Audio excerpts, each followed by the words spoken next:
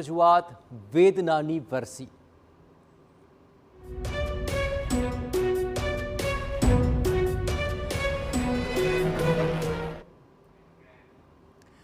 Ahmedabad plane ક્રેશની ગોજારી ઘટનાને 1 વર્ષ પૂર્ણ થવા આવ્યું, પરંતુ અનેક પરિવારો માટે સમય આજે પણ ત્યાં જ અટકી ગયો। વડોદરાના એક એવા પરિવારની વાત જેણે માત્ર પોતાનો પુત્ર જ નહીં પરંતુ ઘરની નવી વહુનું સુખ પણ એક જ ક્ષણમાં ગુમાવી દીધું। લગ્નના માત્ર 2 દિવસ બાદ લંડન જવા નીકળેલો 25 વર્ષીય ભાવિક મહેશ્વરી ક્યારેય ઘરે પરત ન ફરી શક્યો।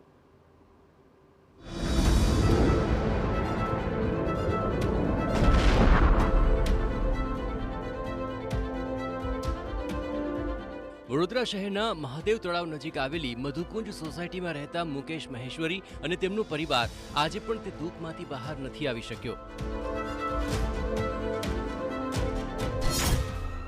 અમદાવાદ પ્લેન ક્રેશની ઘટનાએ આ પરિવાર પાસેથી તેમનો યુવાન પુત્ર છીનવી લીધો। સરકાર અને વિવિધ સંસ્થાઓ તરફથી મળેલી સહાય તો મળી ગઈ, પરંતુ દીકરાની ખોટ પૂરી કરે એવી કોઈ સહાય દુનિયામાં નથી।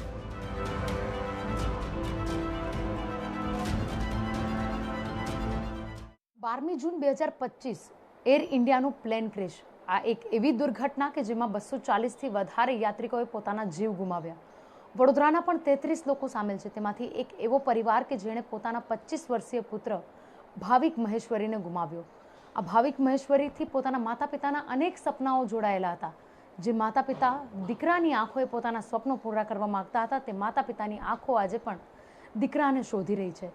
કારણ એટલું જ કે જે રીતે પ્લેન ક્રેશની દુર્ઘટના બની, પોતાના વહાલ સોયાને ખોયા, અને તે જે દીકરો ભાવિક મહેશ્વરી કે જેમનું પ્લેન ક્રેશની દુર્ઘટનામાં મોત થયું તેના 2 દિવસ પહેલાં જ લગ્ન થયું હતું।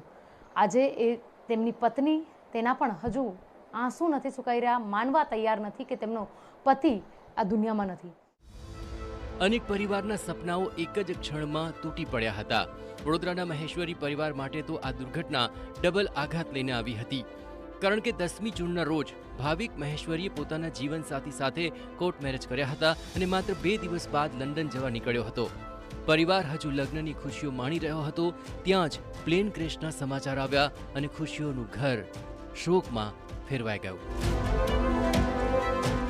સૌથી દુનિયામાં અભાગો માણસ કહેવાય ને એ બાપ હોય કે જે પોતાના છોકરાને અગ્નિદાહ આપે, એનાથી વધારે અભાગો માણસ કોઈ હોઈ જ ના શકે। મારા પરિવાર એટલે મારા પપ્પાના પરિવારમાં સૌથી મોટો પૌત્ર, બીજા બધા કાકાના મારા ભાઈઓના છોકરાઓ એ બધા નાના, આ સૌથી મોટો।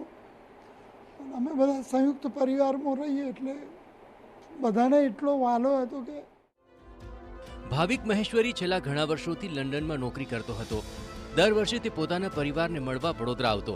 આ વખતે પણ પરિવાર સાથે ખુશીની પળો વિતાવવા માટે આવ્યો હતો। સગાઈ પહેલેથી થઈ ગઈ હોવાથી પરિવારની સંમતિથી લગ્ન પણ સંપન્ન થયા, પરંતુ કોઈ કલ્પના પણ નહોતી કરી કે લગ્નના 2 દિવસ બાદ જ જીવનની સફર હંમેશા માટે પૂર્ણ થઈ જશે। એક મા પર કેવી રીતે બીતી શકે છે, જેના ઉપર બધી દુનિયા ચાલતી હોય એ જ દુનિયા જ ખતમ થઈ ગયો તો તમે વિચારો કે એ મા પર કેવું બીતું હોય। કેટલા વર્ષોથી દીકરો વિદેશમાં રહેતો હતો? 5 સાલથી। અને કેટલા વર્ષો આપને મળવા માટે આવતો હતો?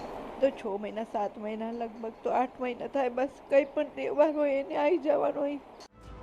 એવું કહેવાય છે કે સમય જતાં ઘા રૂજાઈ જાય છે, પરંતુ કેટલાક ઘા એવા હોય છે જે જીવનભર રૂજાતા નથી। મહેશ્વરી પરિવાર માટે 1 વર્ષ બાદ પણ દરેક દિવસ એ જ દુઃખદ યાદો સાથે શરૂ થાય છે અને પૂર્ણ થાય છે। અંજલિ ઓઝા, TV9 વડોદરા।